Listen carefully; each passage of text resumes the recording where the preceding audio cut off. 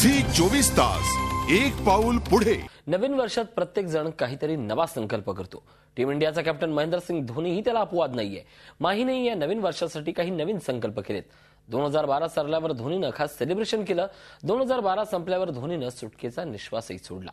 माही 2012 मधील आठवणी पूर्णपणे विसरू पाहतोय। त्याला अपेक्षा आहे की 2013 मध्ये तरी आपलं भाग्य चमकावं।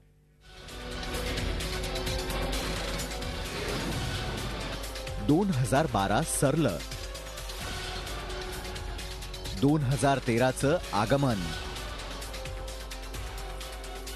2012 सरलं तसं टीम इंडियाच्या कॅप्टन धोनीनं सुटकेचा निश्वास सोडला असेल,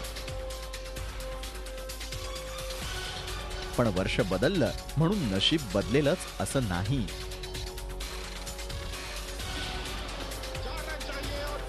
नव्या वर्षात धोनीची पहिली परीक्षा असेल ती 3 जानेवारीला। समोर आव्हान असणार आहे ते कडव्या पाकिस्तानचं, आणि कॅप्टनचं नशीब किती बदललंय याचा निकालही त्याच दिवशी लागेल। कारण 3 वनडे मॅचच्या सिरीजमध्ये पाकिस्तान 1-0 नं पुढे आहे। आत्ता हरले तर सिरीजही गमावणार। 2012 मध्ये टीम इंडिया आपली पहिली मॅच हरलेली होती आणि पराभवाची ही मालिका संपूर्ण वर्षभर सुरू राहिली। त्यामुळेच धोनी 2013ची ही पहिली मॅच कोणत्याही परिस्थितीत जिंकण्याच्याच इराद्यानं मैदानात उतरेल। ही मॅच जर गमावली तर सिरीज हातची जाईलच, पण त्याचबरोबर मायदेशात भारतीय टीमला पाकिस्तानकडून 7 वर्षांनी पुन्हा एकदा पराभवाला सामोरं जावं लागेल।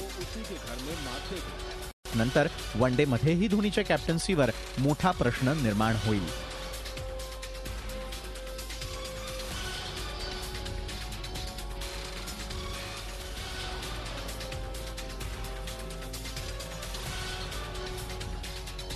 धोनीच्या कॅप्टन्सीची अग्निपरीक्षा।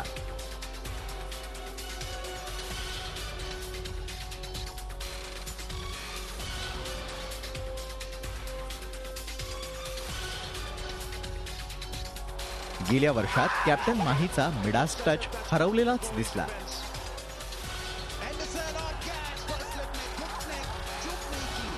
दोन 2012 मध्ये धोनीच्या कॅप्टन्सीखाली टीम इंडियानं 8 टेस्ट खेळल्या। त्यातल्या फक्त 3 टेस्टमध्येच टीम इंडिया विजय मिळवू शकली, तर 4 मॅचमध्ये पराभवाचं तोंड पाहावं लागलं, तर 1 टेस्ट ड्रॉ राहिली। दुसरीकडे 16 वनडेपैकी 9 वनडे टीम इंडियाला विजय नोंदवता आला, तर 6 वनडेमध्ये पराभव पत्करावा लागला। 1 मॅच टाय झाली। 2012 मध्ये झालेल्या 14 T20 मधील 8 मॅच जिंकण्यात टीमला यश आलं, तर 6 मॅचमध्ये पराभव झाला। धोनीला जर या आकड्यांमध्ये बदल करायचा असेल तर त्याची सुरुवात कोलकात्यातूनच करावी लागेल आणि दिल्लीतूनही पाकिस्तानला रिकाम्या हातीच परतवून द्यावं लागेल। झी 24 ताससाठी ब्युरो रिपोर्ट, मुंबई। झी 24 तास एक पाऊल पुढे।